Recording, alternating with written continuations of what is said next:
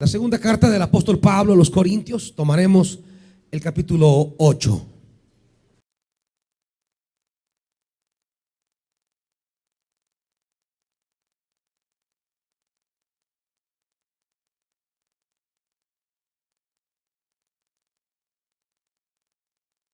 ¿Listos? Leemos la escritura a partir del versículo 1, 2 Corintios 8, versículo 1 en adelante. Ahora, hermanos, queremos que se enteren de la gracia que Dios ha dado a las iglesias de Macedonia. En medio de las pruebas más difíciles, su desbordante alegría y su extrema pobreza abundaron en rica generosidad. Soy testigo de que dieron espontáneamente tanto como podían y aún más de lo que podían, rogándonos con insistencia que les concediéramos el privilegio de tomar parte en esta ayuda para los santos. Incluso hicieron más de lo que esperábamos, ya que se entregaron a sí mismos, primeramente al Señor y después a nosotros conforme a la voluntad de Dios. De modo que rogamos a Tito que llevara a feliz término esta obra de gracia entre ustedes, puesto que ya la había comenzado. Pero ustedes, así como sobresalen en todo, en fe, en palabras, en conocimiento, en dedicación y en su amor hacia nosotros, procuren también sobresalir en esta gracia de dar. No es que esté dándoles órdenes, sino que quiero probar la sinceridad de su amor en comparación con la dedicación de los demás. Ya conocen la gracia de nuestro Señor Jesucristo, que aunque era rico por causa de ustedes, se hizo pobre para que mediante su pobreza ustedes llegasen a ser ricos. Padre, tomamos esta escritura y pedimos, amado Espíritu Santo, que esta mañana esta escritura pueda levantarse como palabra viva para nosotros y que pueda levantarnos a los actos de obediencia que la palabra reclama para nosotros. Padre, háblanos y vuelve nuestro corazón a tu palabra, porque ahí está nuestra vida. Te lo pedimos, Padre, en el nombre glorioso de tu amado Hijo Jesús. Amén. Pueden sentarse, hermanitos.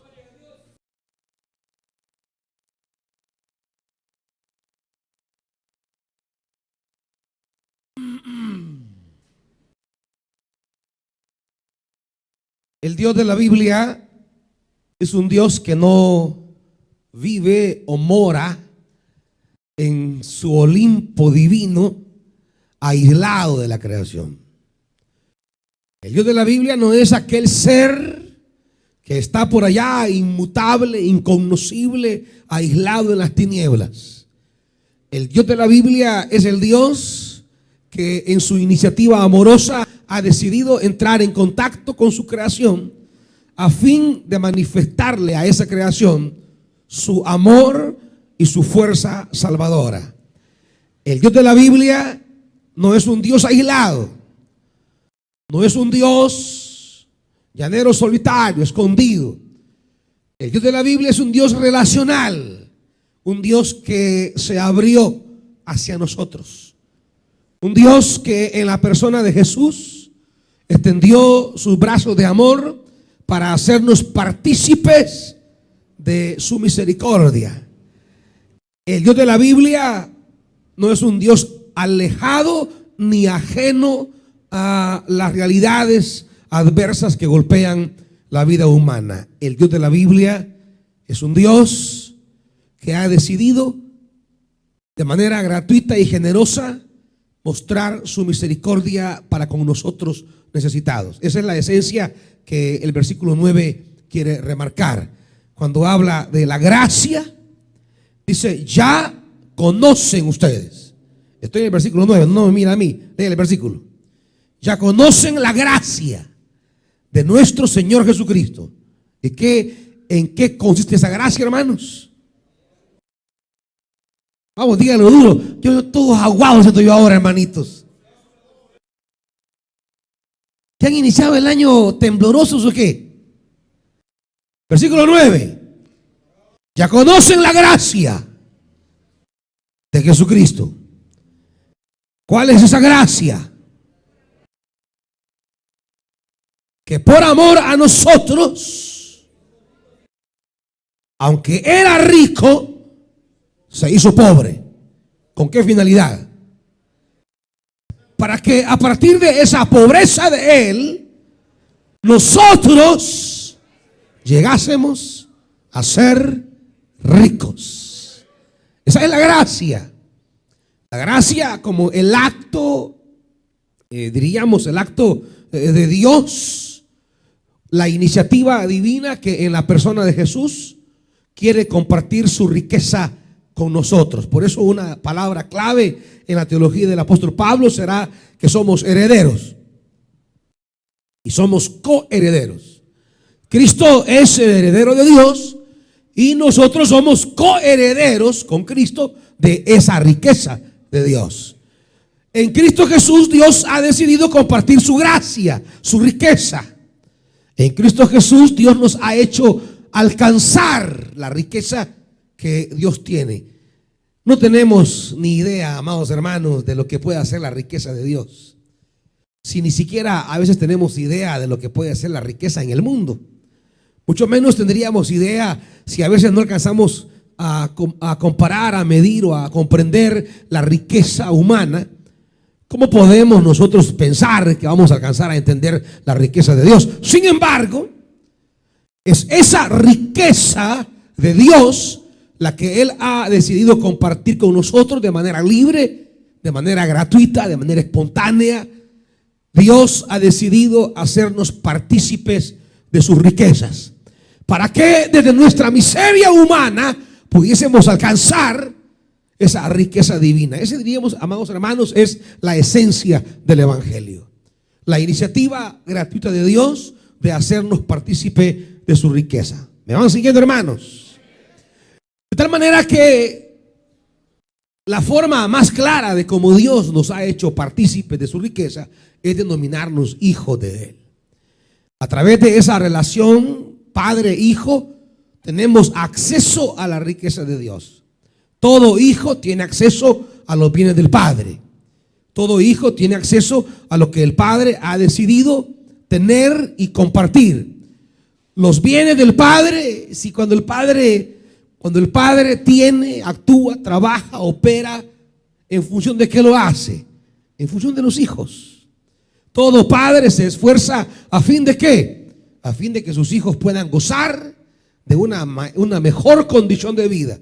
Esa, diríamos, la mentalidad de todo padre. Es la naturaleza, la esencia de ser padre o madre.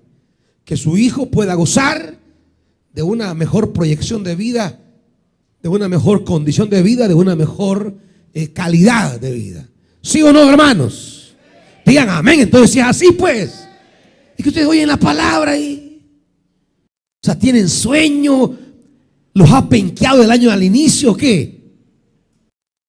Los ha arrastrado el 2014, ¿acaso? Si va empezando, hermanitos, y si va empezando y arrancamos el año con esa actitud toda arrastrada, ¿qué va a hacer cuando lleguen por junio, hermanitos? Van a poner el lazo, se van a tirar a 38.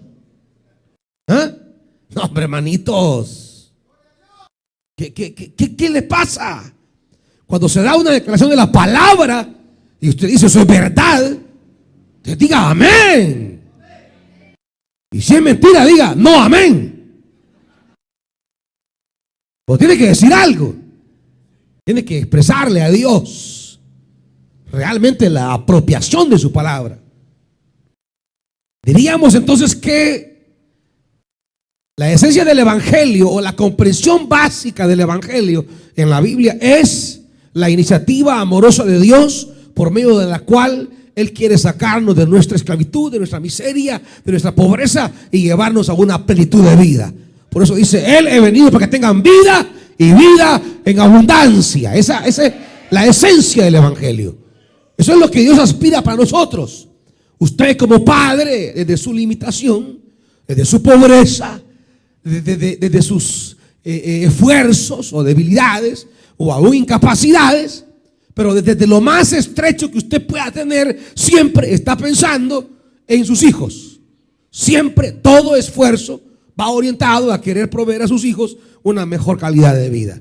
Es la relación de hijos la que le hace partícipe en su riqueza. Respecto a Dios, entonces, Dios ha decidido compartir toda su riqueza con nosotros.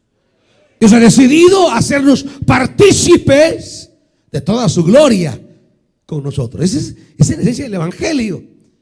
Al final de los tiempos, nosotros viviremos perpetuamente participando de las riquezas divinas. No sé si tiene idea acerca de eso, hermano. Que esa plenitud de Dios, esa entereza divina, esa abundancia celestial, Dios nos hace partícipe a nosotros, y esa participación es a través de nuestra condición de hijos de Dios. En la medida que somos hijos, hemos de participar de la plenitud de nuestro Padre. Esa diríamos es la comprensión básica del Evangelio. Y los que hemos sido partícipes de esa riqueza divina, sentimos el llamado, sentimos el compromiso, sentimos la carga divina de que otros participen de esa misma riqueza divina. Es decir, toda persona que ha sido alcanzada por la riqueza de Dios no puede ser miserable. La persona que ha sido alcanzada por la riqueza divina no puede ser egoísta. La persona que ha sido alcanzada por la riqueza divina, le viene una carga, le viene una angustia, le viene una desesperación porque otras personas vengan al conocimiento y a la participación de esa riqueza divina. No sé si me entienden, hermanitos. ¿Usted ha sido alcanzado por la riqueza de Dios? ¿O vive en la desgracia? ¿Ha sido alcanzado por la riqueza divina? ¿Va camino a participar de la plenitud de Dios? Entonces la señal más evidente que usted ha sido alcanzado por la riqueza divina es su preocupación porque otros también lleguen a participar de esa riqueza divina. Si usted es una persona pasiva, una persona descomprometida, una persona que no moviliza absolutamente nada, que no tiene ninguna preocupación porque otra persona también llegue a participar, entonces usted no ha sido alcanzado por la gracia de Dios. Quizá usted ha sido alcanzado por una iglesia, quizá ha sido alcanzado por algún mensaje doctrinal bonito, quizá ha sido ilusionado por algo, pero no ha sido todavía alcanzado por la riqueza de la gracia de Dios. Porque la persona que ha sido alcanzada por la gracia divina, se despierta en esta persona una ansiedad, una urgencia, un sentido de responsabilidad, de decir: yo no puedo quedarme en esta condición. Es lo que pasa en el libro de Reyes. Míreme, con aquellos leprosos, dice segundo libro de Reyes, capítulo 7.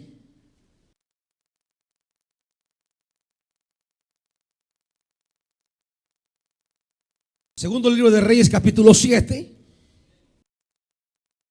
versículo 3. Vea esto. Ese día, 7:3 del segundo libro de Reyes, ese día 4 hombres que padecían de lepra se hallaban a la entrada de la ciudad. Fíjense bien. Y se dijeron entre ellos: ¿qué ganamos con quedarnos aquí sentados esperando la muerte? No ganamos nada con entrar a la ciudad. Ellos están en el dilema, están en la frontera entre la ciudad y el campo. Están en la puerta, la puerta es la frontera. Y dicen: ¿qué ganamos con quedarnos aquí sentados? No ganamos nada, nos moriremos de hambre. Pero dicen: ¿pero qué ganamos con entrar? tampoco ganamos nada con entrar, porque ahí el hambre está arreciando. Ahí nos moriremos de hambre con todos los demás. Pero si nos quedamos aquí, sucederá lo mismo. Toman una decisión y dicen: vayamos pues al campamento de los sirios para rendirnos. Si nos perdonan la vida, viviremos, y si nos matan, de todos modos, moriremos. Fíjese la lógica interesante de ellos. Fíjese la perspectiva con la que van a tomar decisiones. Estamos sentados a la entrada de la puerta. Si nos quedamos aquí sentados, moriremos. Si entramos a la ciudad, moriremos. Entonces juguémonos una decisión. Vayamos al campamento sirio. Veamos si los asirios nos perdonan la vida. Si los sirios, nos perdonan la vida. Si ellos nos perdonan la vida, tenemos un chance de vivir, porque ahí hay provisiones. Y si no nos perdonan la vida, al fin y al cabo nos vamos a morir. Imagínense la perspectiva de ellos en cuanto a buscar alternativas. Tiene que ver con nuestras realidades últimas. Si al final vamos a morir, quieren decir ellos, por lo menos si vamos a morir, vivamos buscando oportunidades. Si al final vamos a morir, por lo menos arriesguémonos. Es decir, la gente, como yo siempre le digo: miren, amados hermanos, si un día vamos a morir, qué mejor forma de morir que predicando el evangelio. Es decir, si un día vamos a perder todo, qué mejor manera de decir: mire, prefiero perder todo mejor por el evangelio. Porque quiero que sepa que todo lo que usted tiene, un día ya no lo va a tener. Hoy tiene juventud, mañana ya no lo va a tener. Hoy tiene fuerzas, mañana ya no las va a tener. Hoy tiene tiempo, mañana ya no lo va a tener. Hoy tiene patrimonio, habrá un día que ya no lo va a tener. Y en esa lógica que un día han de desaparecer todas las cosas, pues qué mejor manera que no desaparezcan por el tiempo, que no desaparezcan porque se perdieron, que no desaparezcan porque se las embargaron, que no desaparezcan porque se las robaron, que no desaparezcan porque sus hijos las mal administró, las echó a perder. Que un día mejor desaparezcan porque usted se las ofrendó, se las entregó, se las sacrificó al Señor. No sé si me entiende esto, hermanito.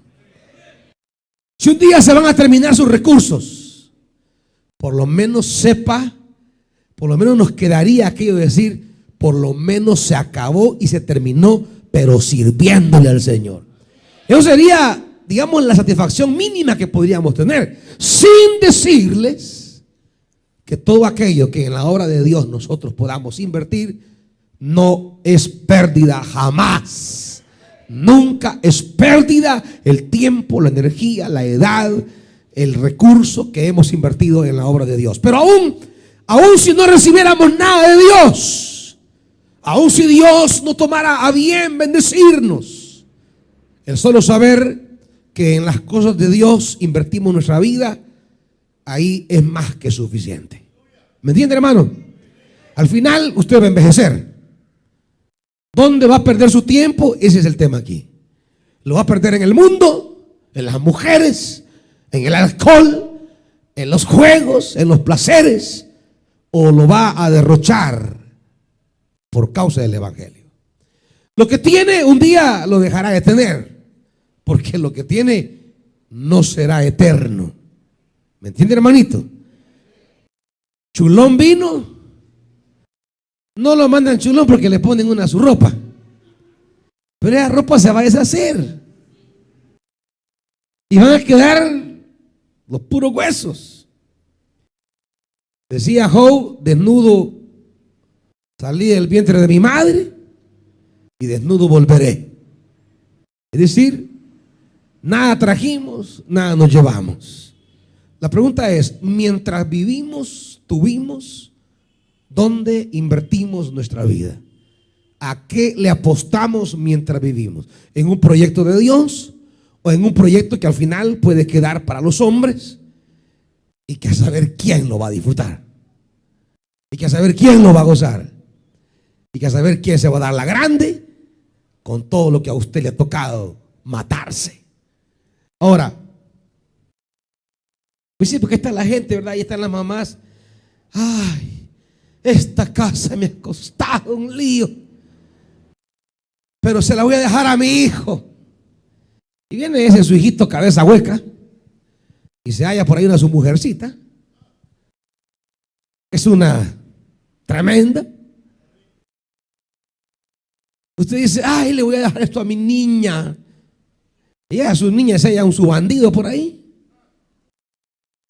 Y mire, la casita por la que usted lloraba, se afligía, hasta diabetes le dio, y la presión por pagarla, y la gran tensión, y los cobres. Esa casita, una la va a estar disfrutando, hasta se la va a quitar a su hijo, papá. Hasta se la va a quitar a su hija, va. Hasta la van a vender porque quiere chupar el hombre, va. No sé si me está entendiendo lo que le quiero decir, hermanito. ¿Cuántos esfuerzos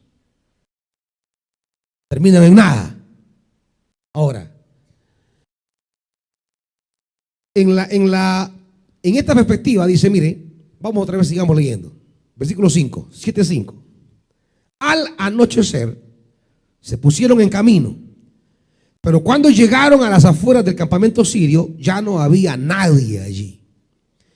Y era que el Señor había confundido a los sirios, haciéndoles oír el ruido de carros de combate y de caballería, como si fuera un gran ejército. Entonces se dijeron unos a otros, seguro que el rey de Israel ha contratado a los reyes hititas y egipcios para atacarnos. Por lo tanto, emprendieron la fuga al anochecer, abandonando tiendas de campaña, caballos y asnos. Dejaron el campamento tal como estaba para escapar y salvarse. Cuando los leprosos llegaron a las afueras del campamento, entraron en una de las tiendas de campaña. Después de comer y beber, oiga esto, fíjese cómo hallaron el campamento. ¿Y qué hicieron primero? Comer y beber. Es que estaban muriendo de hambre. Y luego, ¿qué tomaron? Plata, oro y ropa. Y aquí viene, diríamos, el egoísmo naciente y existente en el corazón humano. Y fueron a esconderlo todo. Y luego regresaron, entraron en otra tienda y también ahí tomaron varios objetos y los escondieron. Fíjese bien. Estaban muriéndose de hambre. Se encontraron con una realidad abundante. Se saciaron y fueron a esconder. Pero aquí viene la reflexión. Versículo 9. Versículo 9. Entonces se dijeron unos a otros, esto no está bien. Hoy es un día de buenas noticias y no las estamos dando a conocer. Si esperamos hasta que amanezca, resultaremos culpables. Vayamos ahora mismo al palacio y demos aviso. Fíjese el cambio de perspectiva. Cuando son conscientes de la riqueza de la que son participantes y a la vez son conscientes de la miseria que hay en la ciudad. Cuando hay una conciencia, es decir, yo he comido y bebido, yo he agarrado oro, plata y ropa, pero a la vez comienzo a recordar la miseria de la ciudad, viene el sentido de responsabilidad, viene el sentido de saber que aquellos que hemos sido bendecidos tenemos que bendecir. Aquellos que hemos recibido tenemos que dar. Aquellos que hemos sido partícipes de la gracia de Dios tenemos que ser canales de esa gracia de Dios para otros. Por eso, amados hermanos, para mí cuando alguien tiene una despreocupación crónica respecto a la obra de Dios y no tiene el más mínimo compromiso para que otro conozca la palabra de Dios, yo digo, a este todavía no le ha amanecido. Este todavía no ha entrado en la gracia. Este tal vez esté en la iglesia, pero no ha entrado a la gracia. Este está tal vez en actividades eclesiásticas, pero todavía no ha entrado a experimentar la riqueza de Dios.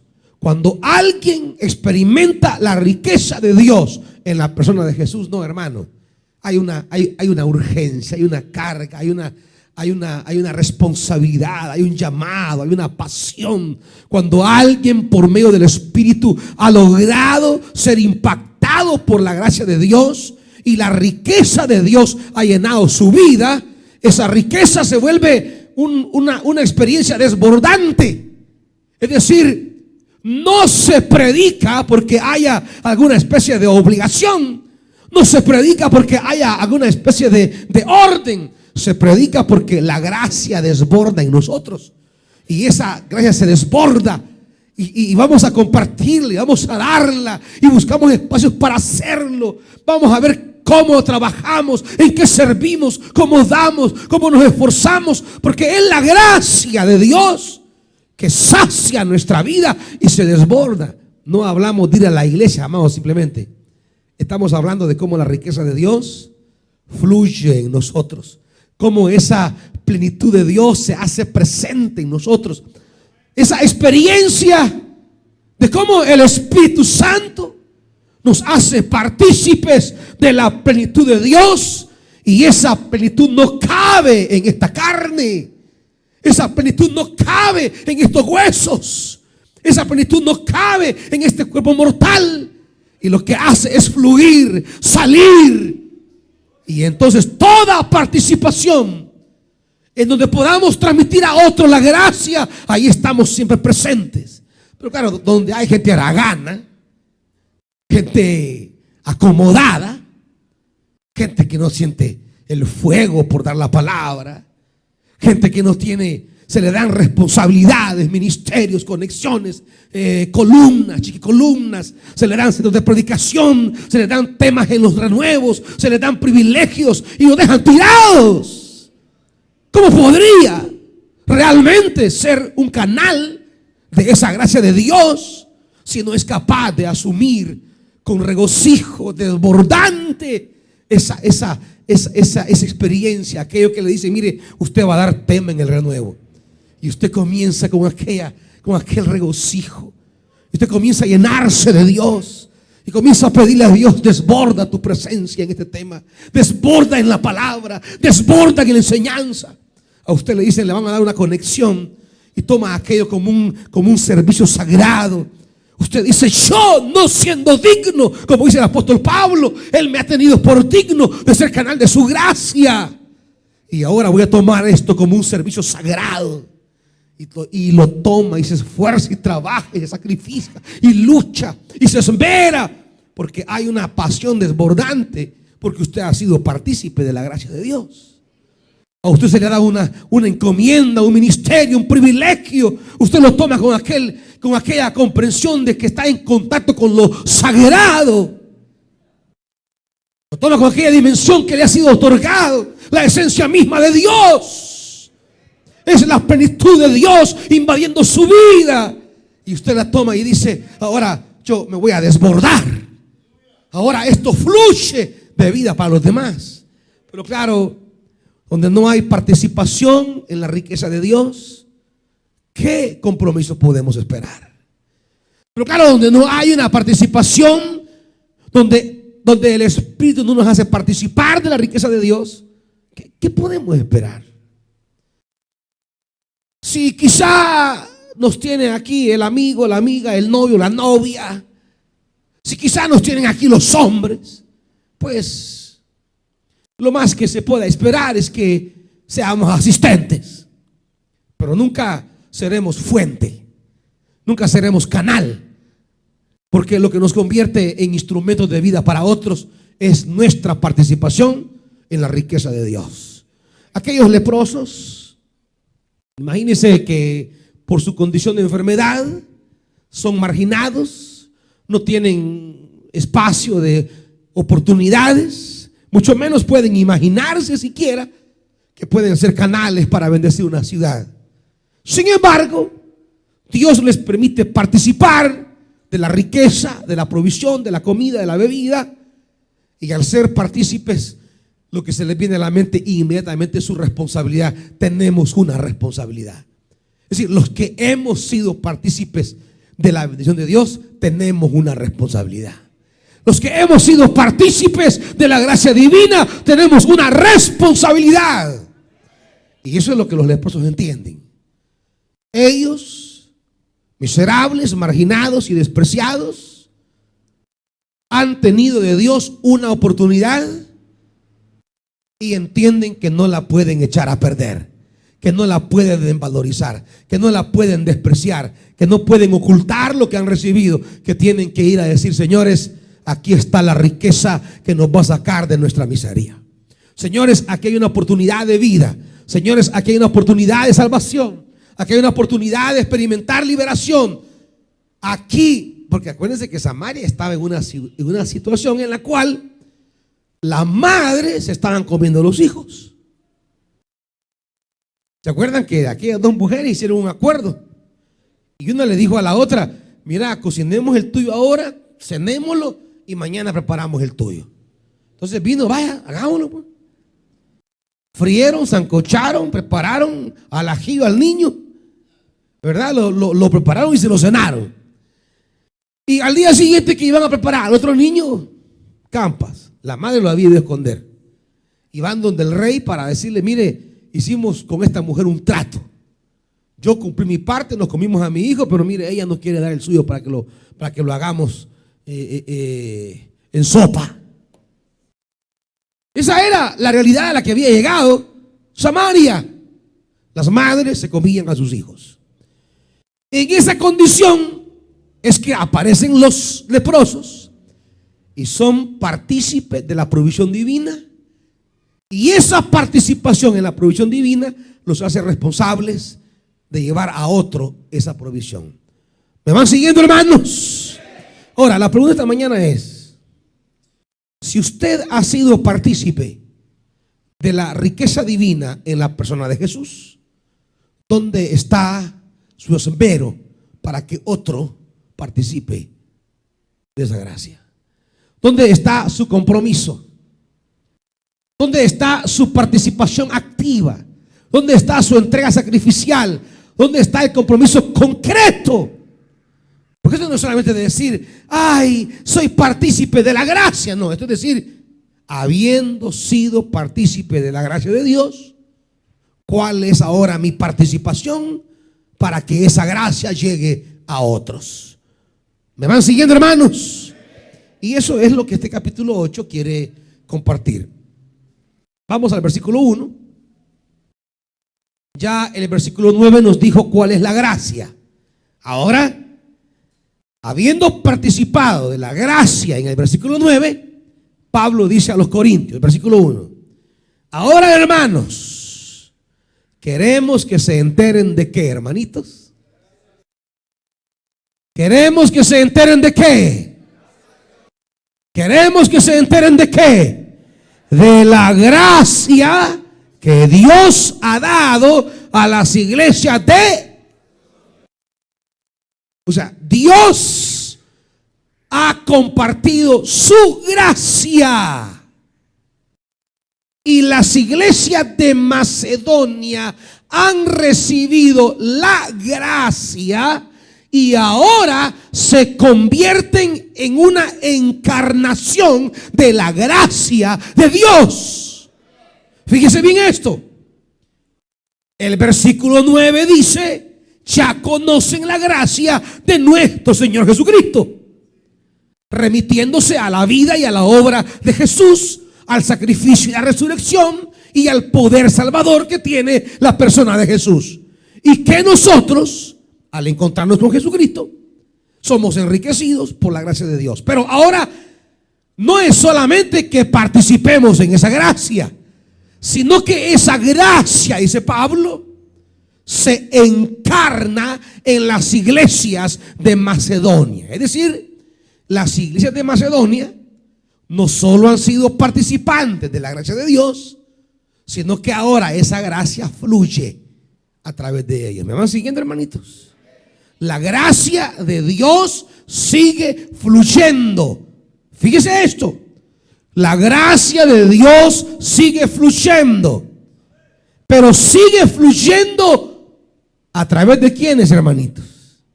En el versículo 1, ¿a través de quién? A través de la iglesia. La gracia sigue fluyendo a través de la iglesia, pero no de cualquier iglesia. No de iglesias con títulos, no de iglesias de determinados nombres, no de una iglesia con determinada doctrina. La gracia de Dios sigue fluyendo a través de una iglesia que se comporta como Jesucristo. Así que el tema de la iglesia es, o la iglesia es canal de la gracia de Dios o no es iglesia. ¿Qué hace ser iglesia a una iglesia? El convertirse en canal de la gracia de Dios. ¿Me están oyendo, hermanos? Así que esta mañana tenemos que decidir si somos iglesia en el sentido bíblico o si somos iglesia nada más en el aspecto legal. Solo porque dice en la personería jurídica iglesia fulana de tal. Somos iglesia simplemente porque el rótulo dice iglesia. Somos iglesia porque la personería dice iglesia. Somos iglesia porque nosotros decimos iglesia. O somos iglesia porque nuestra práctica se asemeja a la práctica de Dios. ¿Me están oyendo, hermanitos? Ser iglesia entonces no es estar en sintonía con un determinado credo. Ser iglesia no es estar en sintonía con una determinada denominación histórica. Ser iglesia es estar en sintonía con el modo de proceder divino. ¿Me van siguiendo en esto, hermanos? Lo repito para que lo comprendan. Ser iglesia es estar en sintonía con el modo divino de proceder, el modo divino de obrar. ¿Cuál sería entonces la verdadera iglesia? Y es lo que la gente se pregunta hoy día. Mire, ay, ya no sé yo, mire, que esta iglesia dice que tal cosa, que no se coma cuche, que se guarde el sábado, que no se use pantalones, que no se pinte la mujer, que no se coma garrobo, que no se bebe una copa de vino. Y ya no sé. ¿Y cuál tiene la verdad, pues? ¿Cuál iglesia es la iglesia verdadera? En perspectiva paulina, en perspectiva de esta escritura, la iglesia verdadera es aquella iglesia que mantiene una similitud, un parecido a el obrar de Dios en Cristo Jesús. ¿Y cuál es ese obrar de Dios en Cristo Jesús? Siendo rico, se hizo pobre para enriquecer a otro. Esa es la gracia. La gracia es un acto sacrificial para que otro reciba bendición. Esa es la esencia básica de la gracia. ¿Cómo? A través de un sacrificio personal yo soy partícipe de la salvación de otro. Habiendo yo alcanzado participación en la salvación de Dios, ahora si quiero ser de verdad hijo de Dios o iglesia de Dios, mi preocupación debe ser cómo yo ahora soy partícipe ya no solo de la gracia, sino partícipe de que otro alcance la gracia. ¿Estamos, hermanos? ¿Me van siguiendo o no? Vale. Ahora, en el versículo 2 comienza a describirse en qué consiste la gracia que Dios le ha dado a las iglesias de Macedonia. A veces usted dice: Señor, dame tu gracia, dice usted. Señor, dame gracia. Señor, dame gracia. Pero usted sabe qué le está pidiendo a Dios. Cuando usted le dice: Dios, dame tu gracia, usted sabe qué le está pidiendo. Para que aprenda a pedirle a Dios con la claridad de lo que está pidiendo, veamos cómo Pablo entiende esa gracia que se les ha dado a las iglesias de Macedonia. Versículo 2. En medio de las pruebas más difíciles, su desbordante alegría y su extrema pobreza ¿Abundaron en qué, hermanitos? ¿Cuál era la condición de la iglesia de Macedonia? Habían dos realidades, diríamos, sociales complicadas para ellos. ¿Cuáles eran? Experimentaban pruebas. La Reina Valera dice tribulaciones, ¿verdad? En las grandes tribulaciones, o sea, las pruebas más difíciles. O sea, grandes tribulaciones, no eran cositas pequeñas. No, grandes tribulaciones. Las pruebas, dice NBI, pruebas más difíciles. ¿Y qué otra realidad tenían ellos? Su extrema, lo mismo dice la Reina Valera, la profunda pobreza.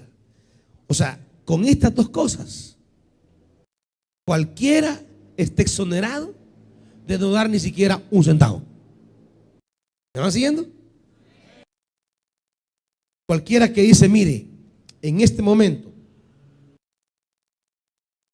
estoy atravesando una prueba bien difícil y estoy en una pobreza ahorita, o sea, estoy hasta el cuello. ¿Qué se esperaría entonces de una iglesia, de un hermano y una hermana que diga, mire, estoy en la prueba más difícil de mi vida y estoy en una extrema pobreza? ¿Qué se esperaría? Puede decir, mire, ahorita ni siquiera un centavo le puedo dar. Ahora, ¿qué pasó con esta iglesia? Desde esa prueba difícil y desde la más tremenda desde la más extrema pobreza, ¿qué pasó con esta iglesia? Su desbordante alegría abundó en rica. Oiga esto. Abundaron en rica generosidad. Profunda pobreza, rica generosidad. ¿Cómo es esto? No pegan las matemáticas, no pegan las realidades. Tienen profunda pobreza, pero dan una rica generosidad. ¿Cómo es esto? Es que saben, la generosidad no viene de nuestras realidades materiales. Compréndame esto. Nuestra generosidad no viene de nuestra realidad material, que es inmediatamente lo que todos hacemos. ¿Cuánto tengo? ¿Cuánto puedo dar? Es decir, vemos nuestra materialidad, vemos la disponibilidad. En el camino de la gracia de Dios, esa no es el mecanismo. El mecanismo no es dar desde mi materialidad, porque desde la materialidad ellos no podían dar nada. Pero desde su participación en la gracia de Dios, ellos sí podían dar. Y no una miseria, rica generosidad. Versículo 3. Dice Pablo, soy testigo de que dieron espontáneamente. Oiga esto. Oiga, la gracia se manifiesta en una espontaneidad. Es decir, no hay que estar rogándole a nadie. No hay que estar pidiéndole a nadie. No hay que suplicarle a nadie. Es una espontaneidad. Brota, mana, fluye, se desborda de manera espontánea. No es de que hermanito va a ayudar, hermanito va a venir, hermanito va a predicar, cuento con usted. No, hermanitos. La gracia de Dios no nos permite vivir en esa miseria espiritual. Alguien que quiere ser rogado para participar en la salvación de los demás es un miserable. Alguien que quiere ser buscado para participar en la salvación de los demás, es un miserable. Todo el que ha sido partícipe de la gracia de Dios tiene que brotar espontáneo. Aquí estoy, ¿dónde voy? Aquí estoy, ¿qué hago? Aquí estoy, dígame. Pero eso de que, a saber si va a venir el hermano. Ya pasaron 10 minutos. Hablen a ver si va a venir el hermano. Le hablan al hermano. Va a venir. Ay, que como me dijeron que a saber si va a haber reunión. Como me dijeron que a saber. Yo dije, voy a esperar a que me llamen. No, son desgraciados, hermanos. Y literalmente desgraciados. Es decir, han perdido la gracia de Dios. Desgracia. Porque el que ha sido partícipe de la gracia es espontáneo. Le fluye la iniciativa. Le fluye la espontaneidad. ¿Me va siguiendo, hermanito? Pero claro, el que quiere andar siendo jalado, como que Dios le debe algo. Como que fuera la flor belleza. Miren, hermanitos, si ha sido partícipe de la gracia, que se evidencia en un fluir como estas iglesias de Macedonia. Y sigue diciendo, versículo 4, fíjese todas las características de la gracia. En el versículo 2, de la pobreza sale rica generosidad. En el versículo 3 es la espontaneidad. En el versículo 4, rogándonos con insistencia que les concediéramos el privilegio de tomar parte en esta ayuda para los santos. Imagínense, no hay que rogarles, ellos ruegan. Déjennos participar en la ofrenda para los santos. Imagínense qué tremenda es la gracia. Lo que la gracia provoca en nosotros. Lo que la gracia provoca en alguien auténticamente invadido de esa gracia. No es de hermanito y va a ayudar en esto, hermanito. No, el hermano viene y decía, apóstol Pablo, por favor, concédanos el privilegio de participar en esta ofrenda para los santos. Qué tremendo, ¿eh? Igualito que ahora. Igualito que algunos que estoy viendo. Hermano, me permite ayudar. Me permite dar, concédame el privilegio de pagar un renuevo. Ay, Dios, no voy a hacer ir a de Cameron que ya van número 1. Que vamos a ir a no sé dónde que ya se apuntan. No voy a hacer salir a la playa que ya van corriendo. Pero cuando es para la obra de Dios, ay, si yo le contara mis penas, pastor, lloraríamos los dos aquí juntos. Ay, si yo le contara cuál es mi situación, ni siquiera me lo dijera, pastor.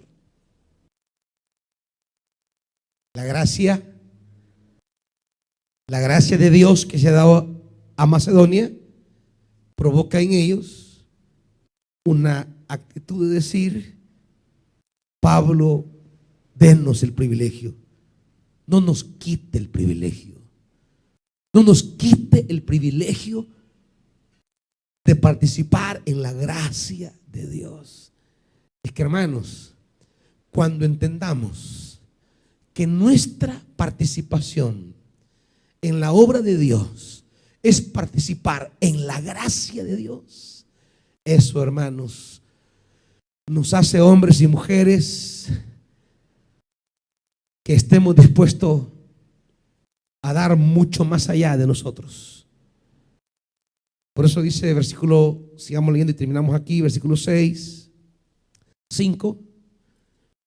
Versículo 5, incluso hicieron más de lo que esperábamos, ya que se entregaron a sí mismos, primeramente al Señor y después a nosotros. Y quiero cerrar con la exhortación que el apóstol nos hace en el versículo 7 esta mañana. Pero ustedes, ¿quiénes son ustedes, hermanitos? Claro, ustedes. Así como sobresalen en todo, en fe, en palabra, en conocimiento, en dedicación y en su amor hacia nosotros, procuren también sobresalir. ¿En qué, hermanitos? Sobresalir en esta gracia de dar. Amados hermanos, esta mañana esta palabra hay que traducirla en actos concretos, en compromisos concretos.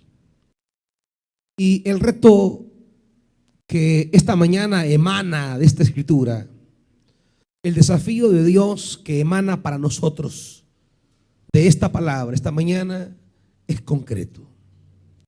Hay un ministerio que a lo largo del año 2014 se realiza imparablemente, y es el ministerio de los renuevos. Cuánta bendición a nuestra vida ha traído este ministerio. Cuánta gloria de Dios cae en la montaña cada vez que subimos. ¿Cuántos milagros no hemos ido a traer acaso los mismos servidores? Hemos subido a veces a la montaña a pedirle a Dios el milagro, a pedirle a Dios una bendición.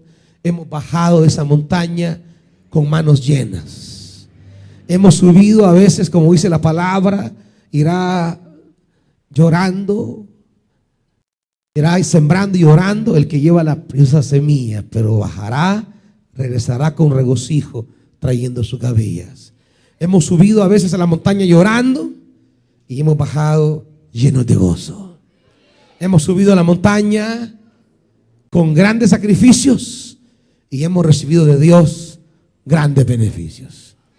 ¿Cuántos no han visto transformar la vida de su esposo, la vida de su esposa, la vida de su hijo? ¿Cuánta palabra no ha sido sembrada en su hija?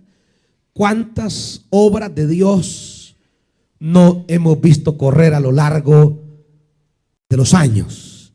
Hoy vamos a iniciar el 7 de febrero el primer ciclo de renuevos. Y yo quiero lanzarles esta mañana el reto, pero no para hoy, no, el reto para el año. Este día no estoy hablando de un compromiso con Dios basado en esta palabra para este día. No, estoy hablando que la palabra de hoy quiere comprometerme en un compromiso de año. ¿Me van siguiendo, hermanitos? Es decir, esta mañana esta palabra la vamos a traducir, pero en compromiso anual. Y yo quiero lanzarles el desafío que sobre esta palabra que nos dice que habiendo sido partícipes de la gracia de Dios, debemos ser partícipes que otros alcancen esta gracia de Dios. ¿Cuánto cuesta la salvación de su hijo? ¿Cuánto le pone por la salvación de su hija? ¿Cuánto le daría a Dios? ¿Cuánto pagaría por la conversión de su esposo, de su esposa, de un familiar, de un sobrino? Bueno, ¿cuánto paga a veces usted de andar de lugar en lugar para ver quién le endereza a su hijo?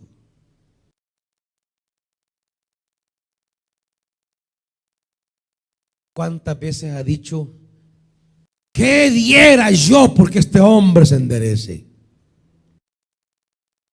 Y cuando Dios se lo endereza, cuando Dios se lo cambia, se lo trae a su madre, su padre, su esposo, su esposa, su hijo, su sobrino, su nieto, ¿qué pasó? ¿Será que comenzamos ya a esconder las cosas como hicieron aquellos al principio? Comen, beben, se llenan, agarran oro, plata y ropa y lo guardan. O nos vamos a levantar y decimos: no, esto no está bien. Yo que he alcanzado la gracia de Dios, yo que he visto la mano de Dios, yo no puedo esconder esto. Tengo que participar en el trabajo para que otros alcancen lo que he alcanzado. ¿Me están oyendo, hermanitos? Así que esta mañana yo les traigo el reto concreto. He preparado una hoja de compromisos. Y el reto concreto que les traigo, hermanos, es comprometerse con Dios en una cantidad anual para el ministerio de renuevos. ¿Y qué significa? Significa que si usted dice: mire, yo me comprometo en el año, ya les voy a decir las cantidades que he mandado a imprimir, con esta cantidad. Yo quiero creerle a Dios. Estoy en tremenda tribulación y extrema pobreza, pero mi participación en la riqueza de Dios, sé que esa riqueza llegará a mi vida para poder dar. Es cosa de la gracia en nosotros. Este ministerio requiere el apoyo sistemático de cada uno de nosotros. Ahora, es un pacto anual para renuevos. ¿Qué significa? Significa que la gracia de Dios llegará a su vida, como llegó a los leprosos la gracia. Se encontraron con algo que no esperaban, hallaron algo que no imaginaban, y de eso fueron para compartir allá. ¿Cuánto puede costar la restauración de un matrimonio? Pregunto yo. ¿Cuánto puede valer eso? Que un hogar camine como Dios quiere. ¿Cuánto puede valer eso? ¿Cuánto puede valer que un matrimonio que estaba ya arruinado se reconstruya? Eso no tiene precio, hermanitos. Y son cosas que Dios va a hacer en la montaña, en el renuevo de parejas de este año. ¿Cuánto puede costar eso? No tiene precio. Nada de lo que Dios hace tiene precio. Ahora, los compromisos nuestros son por esa gracia de Dios. ¿Y qué significa? En la medida que esa gracia vaya colmando su vida, usted pueda presentarle al Señor. Si Dios se lo provee de un solo, pues lo da de un solo. Si Dios se lo provee por partes, pues usted le da por partes al Señor. Vamos a hacer un cuadro que estará reflejado en un mural que vamos a hacer, donde cada quien irá descargando los pactos que haga con Dios este año. Y este año, amados hermanos, de 2014, el reto que la palabra hace, lo que dice Pablo: así como abundan en todo, ahora sobresalgan también en esta gracia de dar. Tengo tres niveles según la condición, o más que la condición, la fe, creo yo. La alegría, la desbordante generosidad de cada quien. Tengo tres niveles financieros de compromiso. Y voy a comenzar con el más alto. Y recuerde que es anual esto. Estamos empezando el año. No es para el mes de enero, no es para el mes de febrero, no es para el mes de marzo, es para todo el año. Conforme usted mire la gracia de Dios y haya participado en esa gracia de Dios, usted dice: no, yo me comprometo a esto en un año. Es decir, la idea, la experiencia de la gracia de Dios en usted le dirá por dónde camina su generosidad. Quiero empezar por lanzar el reto a los hermanos que quieran comprometerse con Dios